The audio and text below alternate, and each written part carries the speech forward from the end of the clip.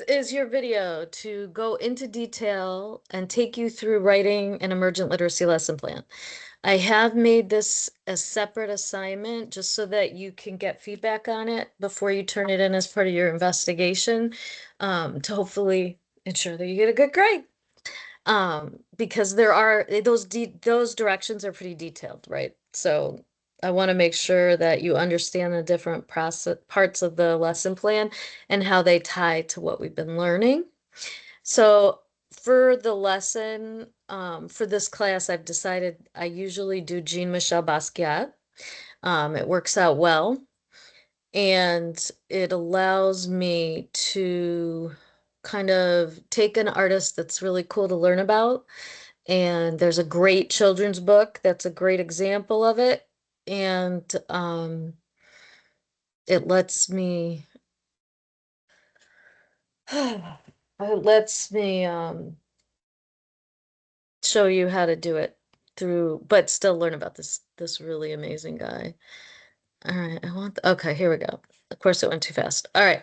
So at the top on your directions that you've been given, it's actually not at the top, right? It says literacy lesson plan.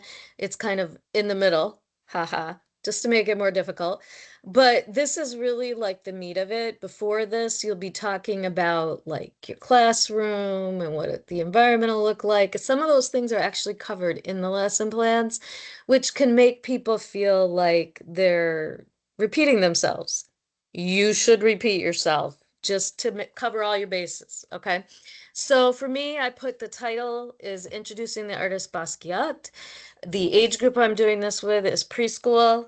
For me, I like try to hit that developmental range of preschool. They can handle more complex activities, and it's easier. If you're doing a toddler one, we'd really have to simplify it, and it might be hard to hit all the requirements of the assignment. So basically, my overview is just, I almost thought about taking it out, but most colleges ask you to put an overview. So basically, in this literacy lesson plan, children will be exposed to concepts of print, as they listen to Javaca Steptoe's Radiant Child, the story of young artist Jean-Michel Basquiat. So you could literally copy this, but put in the title and author of your children's book. Okay. Then the part that I think people have the hardest time with is objectives. And a lot of times it doesn't even matter what I say, they still end up not really quite being correct. So basically, an objective should be something that we could actually assess whether or not we were able to do it. But the complex part of that is that in preschool, we're not assessing children like that. Like, we want to, especially with literacy, a lot of our literacy activities are about exposing children, providing experiences that give them new word, let them hear new words, let them use new words, let them try it out. So we're not really like, it's not like you're going to test it and be like, wrong, nah, you didn't get it, right? This is how do we expose children to the concepts of print through a piece of literature. Um, and we're not going to, it's not necessarily going to be measurable, right? So my first objective will be children will be exposed to concepts of print as they listen to Jafka Steptoe's Radiant Child, the story of young artist Jean-Michel Basquiat. I could, with some books, it's easier to, you can go much more specific. And in the next one, I mean, prediction really is a concept of print using the illustrations. Children will predict what will happen in the story based on the illustrations on the cover and throughout the book. And then after listening to the story, children will assist teacher in listing what they have learned about Basquiat's childhood, family, and his art. So even though that might not seem like a literacy um, objective, it really is, because you're asking them, what did they take away from the story? Okay. What did we just learn about Basquiat? And The first time you do it, maybe not many people will have a lot of facts, but you can role model like what things you're thinking about, okay? When you click this link that's here, it goes to a document for assessing NACE programs. And even though many programs are not NACE accredited because of the cost, um, it's still a nationwide respected set of standards that programs should strive to align themselves with for the most part. Okay. So I've gone ahead and written the standards that I think apply, but it isn't a bad idea for you to kind of get familiar with the NACE website for this, or the document that I took this from. But I would be okay with you copying and pasting what I put here. So standard 2 curriculum. The program implements a curriculum that is consistent with its goals for children and that promotes learning and development in each of the following areas: social, emotional, physical, language, and cognitive. And then that's really vague, right? So I decided to go in specifically and combine the literacy, the nurturing creativity, and the arts piece, and then anti-bias education, which is a big reason why I really wanted us to do these artist investigations, to expose us and future children to diverse people with many talents and creativities, right? So when I go to the next stage, I wanted to go into more detail. I really just copy and pasted this. You do not need this much information. However, it would make sense to summarize it or condense it somehow. Okay, so you could also probably get away with just listing what I put on the first slide, but let's see, why does this make sense? Okay, so the NACE curriculum standard for early literacy makes sense because it says that preschool and kindergarten children should have books read to them at least twice a day in full day programs and at least once daily in half day programs. Children must be able to explore books on their own and have places that are conducive to the quiet enjoyment of books. The book selection should include various types of books, including storybooks, factual books, books with rhymes, etc. Teachers should read in an engaging manner, sometimes to individual children, sometimes to small group children, sometimes to large. They should help children identify the various parts of a book, which is really, I could have really just gone to this: teacher should read in an engaging manner, and taken right from there, right? Because the various parts of the book are the cover, the title page, the spine, the beginning and ending, etc. How does the illustration tie in? And, okay, so that right there, those are concepts of print. Macy says it: early literacy best practices, pointing out concepts of print. So that was a long section to copy and paste, but you could condense it even more. Then if we look at the creative expression and appreciation for the arts, best practice on that document, the curriculum for children of all ages must provide opportunities to learn about the visual arts, music, dance, and dramatic arts of diverse cultures. Preschoolers and kindergartners should have chances to view and respond to the art of other children and adults. These investigations will involve an open-ended exploration of the artist's creative process. So children will be able to look at the artist's work if you're displaying it on the wall, but then they'll also be doing their own creating, and they can kind of talk to each other about their process. As skills and vocabulary expand, preschoolers and kindergartners should have open-ended opportunities and materials to express themselves creatively through music, drama, dance, and 2- and 3-dimensional visual arts. So my artist, Basquiat, really does collage, which I believe would be a 2-dimensional, I think. I'm not sure, but it is a visual art, obviously. Okay. So the social studies curriculum standard. This really gets to the anti-bias education piece. As a foundation for learning about others and the world around them, infants and other children need learning experiences that foster positive identity and emerging sense of self and others within the context of their family, culture, nationality, industry, or other groups they are part of. And you'll find when you listen to my read aloud of Basquiat, that this is going to talk about his family, where he comes. It's really talking about his culture, his family, his identity as a member of his family and as an artist.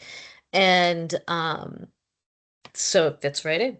And then it says that the curriculum should provide toddlers and older children many opportunities to build an authentic understanding of diversity and culture, family structure, ability, language, age, and gender. And they need chances to explore social roles in the family and workplace.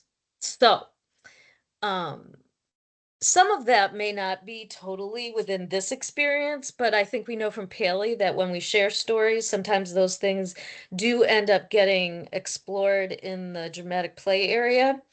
However, the family, I would be pointing out, and I think I do in the read aloud, how the family is, who Basquiat's family was, and actually the journey that his mom has is part of this story. Um, and it's good for children to learn that there's more than one idea of what makes a family, who is a family. If it's your family, then it is a family. Okay. For standards three, for teaching, I also felt like I should probably include teaching. This thing is like 60 pages long. So when I went into the NAEYC standards, it's the same link, but I didn't put it in this slide. It says the program uses a variety of developmentally, culturally, and linguistically appropriate and effective teaching approaches that enhance each child's learning and development in the context of the program's curriculum and goals.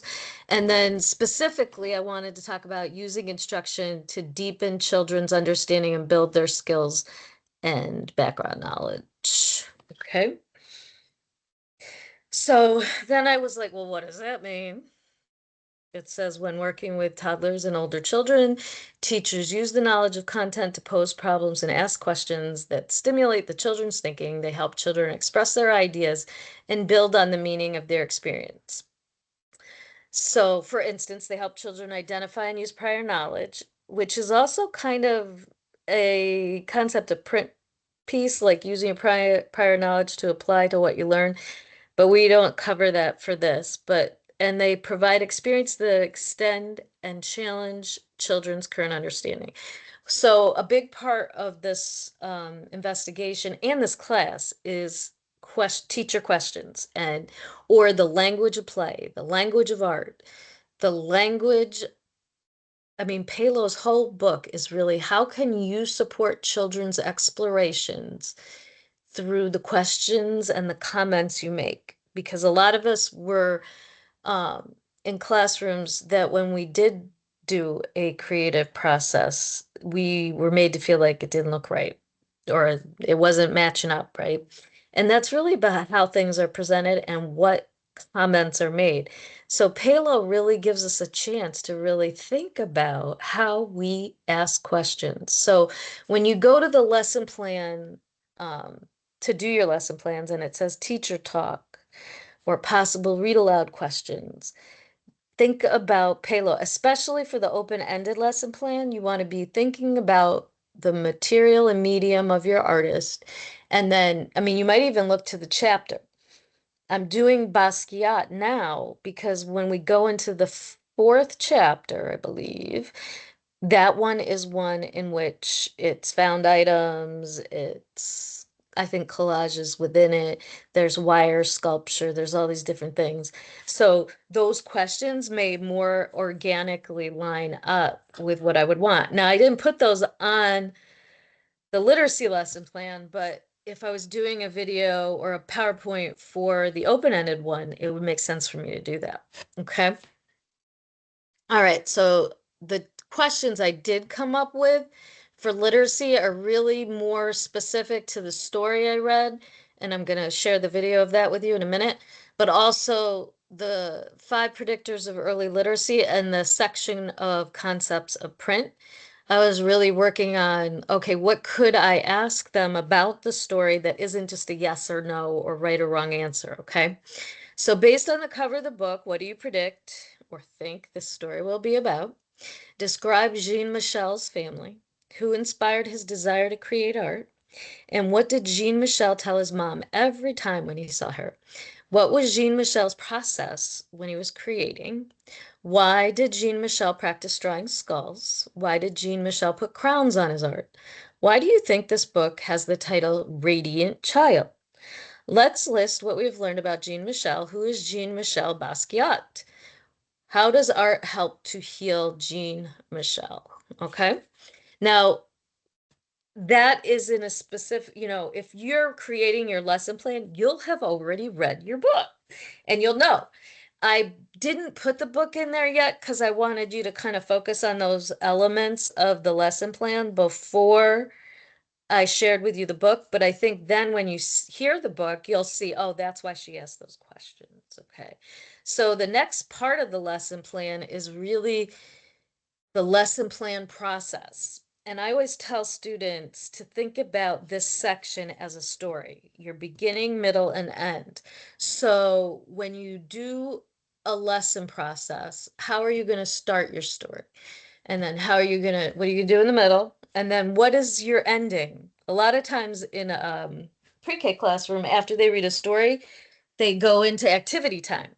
And so the teacher describes what activities, often connected to the story they just read, children will have the opportunity to do. I put a little bit in there about that, but because we're doing a separate lesson plan for open-ended process, I didn't go into it in a lot of depth. And I'm envisioning these investigations going on.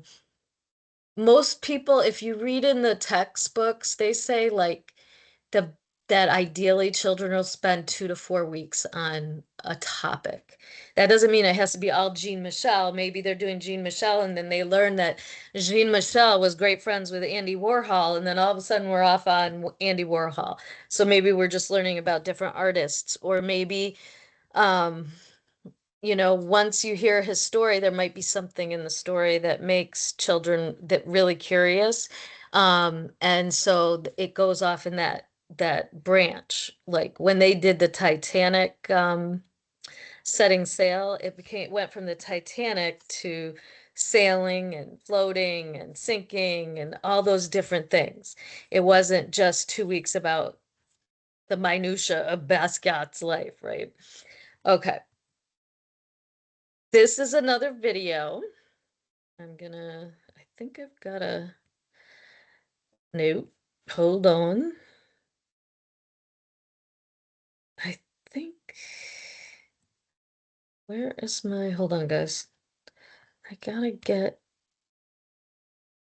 that's very interesting. Here it is. Okay, share sound. Okay. Did I ever tell you how much I love listening to myself? Oh, at this point, I'm hoping that you will have watched the video about the 5 predictors of early literacy. And I want to talk to you about how to apply that to a read aloud and what are children learning every time we read aloud to them. They're not learning all the things, they're learning some of it each time. And sometimes teachers that really know and understand that potential know when to focus on one thing versus another. So this is also going to tie into an artist investigation or how to build an artist investigation. One of the assignments or one of the components of your artist investigation is a literacy lesson plan. And I've tried to find artists that there really are great books online or to purchase. I've purchased them, believe me, my bank account knows. For the a children's book for the artist, because I think it's such a dynamic way for children to learn about diverse people and to learn about and celebrate the different people that have done really cool things and to kind of learn about how that happened. what their journey was. So the other piece of this is The Radiant Child. This is about Basquiat, Jean-Michel Basquiat. This book has won 2 awards. That doesn't mean it's always going to be your favorite book, but it is something to look for when you're buying children's literature. This has the Caldecott for illustrations, and then also the Coretta Scott King Award, which can be a good sign for our anti-bias education, for having books that demonstrate diversity. So we have our cover page. I might ask them, well, what do you think this book's going to be about based on what you see on the cover, even if they can't read, right? And they might say a young man, who knows, there's a flag, I don't know. There's not a lot on this one. But it's something to think about, predictions and tying the illustrations to to our reading experience is an important comprehension skill for down the line. So this book is by Javaca Steptoe. It's called The Radiant Child, and it's the story of young artist Jean-Michel Basquiat. And we're going to learn about what kind of art he created and his process for creating it, and how, like, what his childhood was like that led him to become an artist. In the end pages, we see some of the symbols and things he uses in his art to represent different things. We might learn about what some of those mean as we read. This artwork is by the artist, the author, Javaca Steptoe. They tried to put themselves through the process that Basquiat did to create these illustrations.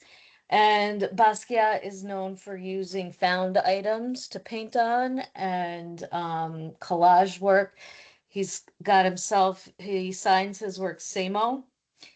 And now I'm like losing it for what that meant, but it's in the back of the book, so we'll see. All right.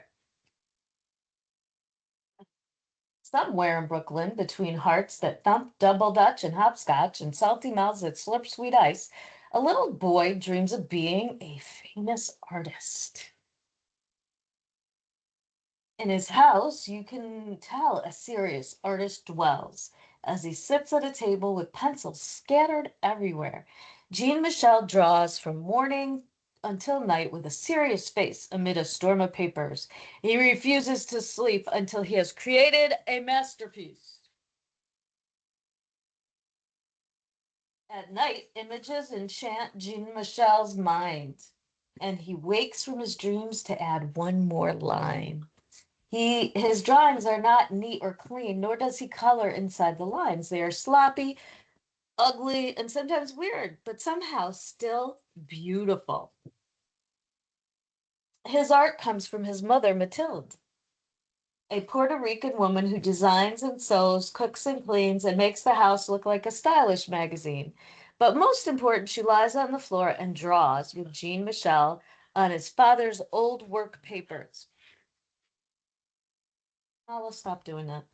From her, he learns that art is not only in the poetry books she reads to him or in the theaters and museums they visit. Art is the street games of little children in our style and the words that we speak. It is how the messy patchwork of the city creates new meaning for ordinary things. While visiting the museum, they look at his favorite works of art. Reading the story behind each artist, reading the story behind each work, this is how Jean-Michel learns what it means to be a famous artist. Back at home, he creates art on the floor as his father, Gerard, plays jazz records. Mama Matilda cooks arroz con pollo and calls Jean-Michel mi amor. The energy and life of the city can be felt in each line of his drawings. As time goes by, Jean-Michel learns that art has a healing power. After a car accident, he is scared and confused, and Matilda gives him a book to calm his fears. It is filled with pictures of bones and skulls and other body parts. Jean-Michel draws from it until he knows it all by heart, and he is no longer afraid. Back at home, Jean-Michel's body heals, but his heart breaks. His mother's mind is not well, and the family breaks. She no longer lays on the floor and draws with Jean-Michel, but sits by the window singing only to birds. Jean Michel is confused and filled with a terrible blues when Matilda can no longer live at home. He tries drawing the terrible out of his blues, but things are not the same. As Jean Michel grows older, he visits his mother when he can, always bringing his artwork to show, telling her that one day it will be in a museum when I am a famous artist. A teenager now, Jean Michel decides, Papa, I will be very, very famous one day. With a sly look, a twinkle in his eyes, Jean Michel leaves Brooklyn for New York City, the Lower East Side, a concrete jungle where only the tough survive. During the day, dressed in a green jumpsuit, splattered with paint, Jean Michel stays with friends, sleeping on couches and floors, leaving a barrage of collages and poem-filled papers everywhere he goes. At night, Jean Michel spray paints the walls downtown with poems and drawings that catch the eye of artists, gallery goers, and passerbys. Under his art, he signs the name Samo instead of Jean Michel. Everybody wants to know who is Samo.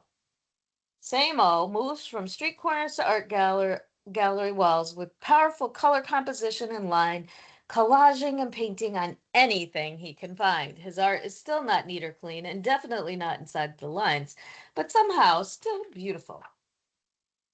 With his magical charm, Jean Michel draws a crowd, but when it's time to work, he prefers to be alone, with the radio and TV on full blast. Now in expensive suits splattered with paint, he flips through stacks of magazines and open books and paints into the night and sometimes for days at a time while sounds and images jump into his head. Jean Michel, an artist among artists, never doubts one line, creating from a soundtrack that is all his own. Abuelita, Abuelita, Abuelita, Snake, famous Negro athletes, Charlie Parker, Billie Holiday, Salt. People describe him as radiant wild, a genius child, but in his heart he is king, so he draws crowns for himself and others he admires. A grown man now with the art world in his hands, Jean Michel still visits his mother when he can, and at his most important shows, above all the critics, fans, and artists, he admires the place of honor. His mother's a queen on a throne. He is now a famous artist. So in the back of the books, if you guys end up doing an artist that you can get a book for, or I'm able to lend it to you because you're local, they often have a little biography that's really helpful.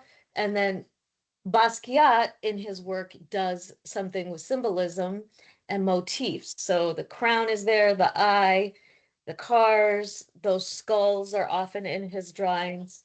And this is actually great information, much better than Wikipedia. So if I was doing this with young children, I would talk about, okay, so what did we learn about Jean Michel? Well, he's from Brooklyn. He grew up in a family with a mother and father, and they listened to music and they created art, um, like as a family almost, right? And then some things did happen, and the mom had to go to get better. And this book does leave out some pretty tragic stuff that I would not really share with children. But at one point, the father actually thought he was ridiculous for saying he was going to be a famous artist and thought he should go to college and get a real job. And so he kicked him out and he was couch surfing. And if you ever get a chance to watch the Basquiat documentary, I think it's on Prime. I think I bought it. It was eye-opening. So he is a very eccentric young man. And there are very sad parts of his life that are not necessary to save with children, to share with children, but I think it's really his process seems to be that he likes to be alone. He uses whatever's available. He's not spending money per se on those supplies. He uses what he has access to. So he started off using the back of paper that was his father's, and then he just kept sketching and perfecting it. He also goes back to things. So I might tie it to the incubate, those four steps. I'm gonna have to look those up or else I'm not gonna get it right. But that he incubates. He would wake up and he'd be like, I gotta add this. So his work is very layered. And I think my favorite thing that I've discovered in this class is collage, because I think I find it really relaxing and therapeutic, and I don't know where it's going, and I can just keep layering things on, and I find it just kind of magical personally. But so his process was that he would, be sketching. He would be adding his motifs and things. He's using found materials. He may add to it later. He has layers to it. And he does do some tagging outside. I don't know that the way it's presented in the book, it's not necessary that I go into that um, necessarily, but that is a part of his story. And then he does become discovered as a real trendy kind of thing, which isn't necessarily the best thing for him. If you watch the documentary, you'll see how he deals with this supposed fame. Um, but he lived a very short life, but I think he's made a very big impact. He really a lot of his artwork really speaks to the hypocrisy we have in society, to the idea of who should be famous or who should be in a gallery versus, you know, who's considered famous and who's considered worthy of purchasing. It's kind of like, I want to say political. It has a message, right? He did become good friends with Andy Warhol, which is kind of fascinating. Um, both very into their fame, you know? So I think that's about the process I would talk about. Like, so then if I was going to be doing the next step of that, I'd be sharing like an anchor chart of material, found materials. I can see my dogs in the background. That's great. That's Esme. Found materials that they could use for their collages. And I would, it's almost That's it. Thank you. I will continue later. Really, dudes, this is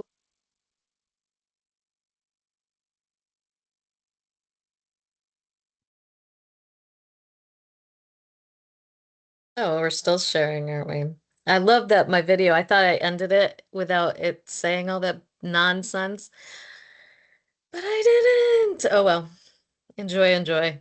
That's the way it happens when you're at home. I'm gonna go back to the PowerPoint and just catch up here. Oh, I think I have to also, hold on. Stop sharing the sound. I think, let's see, what slide were we on? Boom, boom, boom. Standards. So once you've read the Basquiat or heard the story, then basically the way I did that read aloud, I'm just putting into words kind of what I did during the read aloud. It's not more complex than that. So if I was writing, I'd be writing a paragraph. Sometimes it's a couple paragraphs. I'd be talking about, I'm going to introduce Javaka's book. I'm going to do it by having students predict based on the cover of the book what the story will be about. As we go through the story, I'm going to talk about different images and things that are occurring, um, in the photos or the illustrations. And then at the end, as I read the story, I may point out or ask about Jean Michel's family or process motifs, dreams, and goals. I might point out or ask, okay, so Jean Michel lives with his mother and father. Um, who else? Who here have, who do you live with? Okay. Um, then to end it, why isn't it going to the next page? Come along. Oh, it's really being cranky here. Lesson process. Okay, here it is. All right. So then as I finished the book, I described it already in the video, but I said, we'll go back. Were your predictions correct? Were you right? What was this book about? Was it about what you thought it was going to be about? What were you surprised about? Then I'm going to make a poster on a big sheet of paper that says, why isn't it following me? That's not good. Hold on. Am I frozen? That's weird. Sorry, I'm not sure this is doing what I want it to do. Then I'm gonna go. I wish I knew if this was. It seems like it's frozen. All right. Beginning, middle, and end. Introduce the book. I already went through that. As I finish the book, I'm gonna ask them to help me make a poster. I described that from the book. I'm gonna hang that in the room as if it's like a documentation board or part of our documentation board. Facts about Jean Michel or uh, Jean-Michel Basquiat portrait of words. And then the end of the lesson, sometimes this is when people go into activity time. Maybe I'm going to show an anchor chart and say, okay, we're going to make our own collages today. This is the materials we have available for our collages. And then the next section, this is where you're supposed to really make connections between the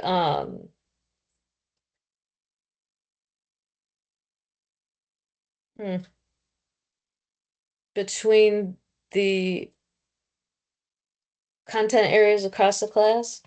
And you can read through these and see what I did, but you really should try. The only one I didn't do for Basquiat is Sand and Water. I couldn't really think of a way to do that, but maybe I'll come up with one.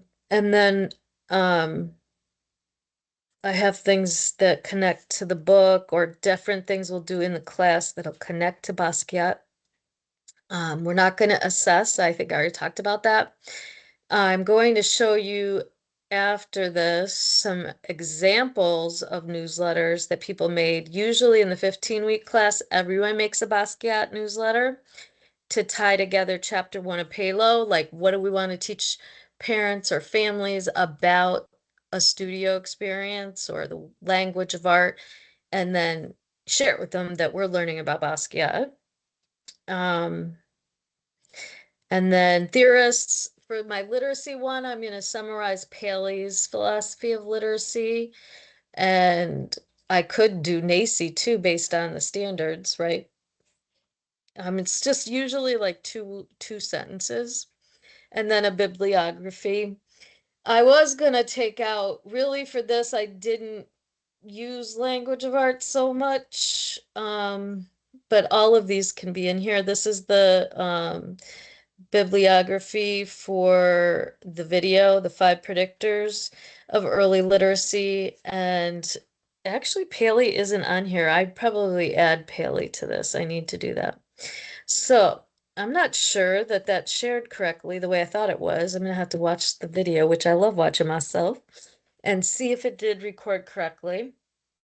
If it didn't, I might be doing this again because I love redoing my videos.